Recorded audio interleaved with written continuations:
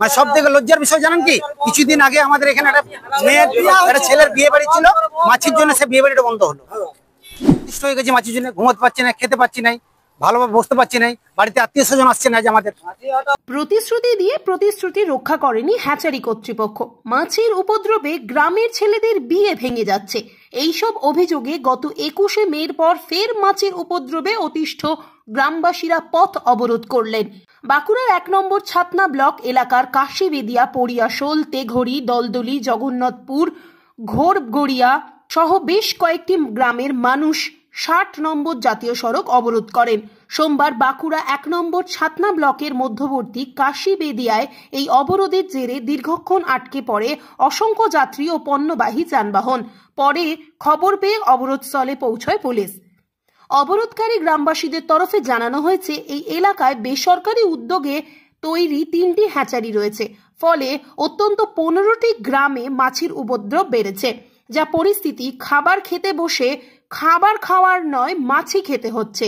ওই হ্যাচারি কর্তৃপক্ষের তরফে সমস্যা সমাধানের তেমন কোনো উদ্যোগই নেয়নি। এবার ওই মাছির কারণে কেউ অসুস্থ হলে তার দায় কে নেবে? এই অবস্থায় এর আগে হ্যাচারিগুলির তরফে প্রয়োজনীয় ব্যবস্থা নেওয়ার প্রতিশ্রুতি দিলেও কাজ হয়নি বলে অভিযোগ।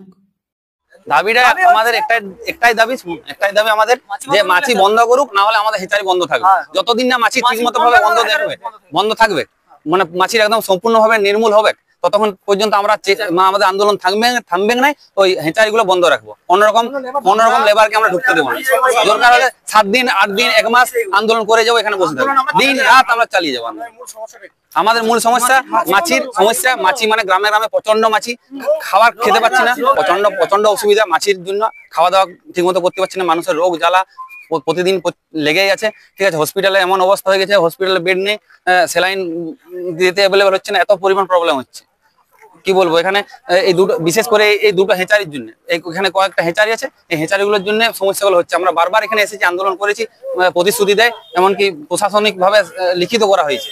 তার মাছির উৎপাদের জন্য প্রশাসনিক ভাবে লিখিত করা হয়েছে, কিন্তু তারপরেও 1 মাস পরেও আমরা এসেছি। 1 মাসের বলেছিল 1 মাসের মধ্যে পুরো নির্মূল করে দেবো, কিন্তু কোন রকম, আপনারাও দেখতে পাচ্ছেন, কোন রকম ভাবে সম্পূর্ণ কিছু কাজ হয়নি, একটু নির্মূল হয়নি। আমরা মোটামুটি 16টা গ্রাম আছে এখানে। 16টা গ্রামের 2টি অঞ্চল, তেঘড়ি অঞ্চল এবং কালপাথর অঞ্চল, এই দুটি, হ্যাঁ, ছাতনা ব্লক এবং বাঁকুড়া ব্লকের প্রত্যেকটা মানুষের সমস্যা। মানুষের এই তো খাবার খাচ্ছি, খাবারে ভাতে মাছি, কেউ চা খাচ্ছে, চায়ে মাছি পড়ে যাচ্ছে, চপ ভাজছে, সেখানে মাছি খেতে হচ্ছে। মানে মাছি খাচ্ছি, মাছির সঙ্গে ঘুমাচ্ছি, শান্তিতে একটু ঘুমোতে পারছি না, এরকম অসুবিধার মধ্যে পড়ে গেছি। অবরোধ করেছিলাম আমরা। অবরোধ করার পরে আমাদের প্রশাসনিক ভাবে প্রতিশ্রুতি দিয়ে গেছিলেন। ঠিক আছে, সেই মোতাবেকে আমরা আরো আজকে আন্দোলনে সামিল হয়েছি। কেন আমাদের কোনো কাজ হয়নি, মানে যেটা দিয়েছিল সে প্রতিশ্রুতিটা ভুয়ো প্রতিশ্রুতি। সমস্যাটা আমরা মাছির জন্য, আমরা অতিষ্ঠ হয়ে গেছি মাছির জন্য, ঘুমোতে পারছি না, খেতে পারছি না, ভালোভাবে বসতে পারছি না, বাড়িতে আত্মীয় স্বজন আসছে না। যে আমাদের মানে সব থেকে লজ্জার বিষয় জানেন কি, কিছুদিন আগে আমাদের এখানে একটা মেয়ের একটা ছেলের বিয়ে বাড়ি ছিল, মাছির জন্য সে বিয়ে বাড়িটা বন্ধ হলো। আমরা আজ কোনো সামাজিক অনুষ্ঠান করতে পারছি না, আমরা কোনো সামাজিক অনুষ্ঠান করতে পারছি না, যা পরিস্থিতি। আর এনারা কানে তেল দিয়ে ঘুমাচ্ছেন।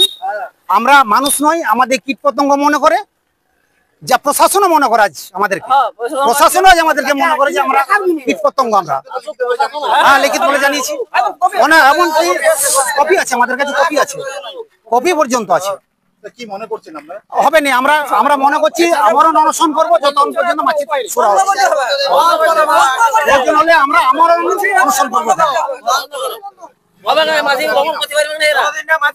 অপূর্ব মন্ডল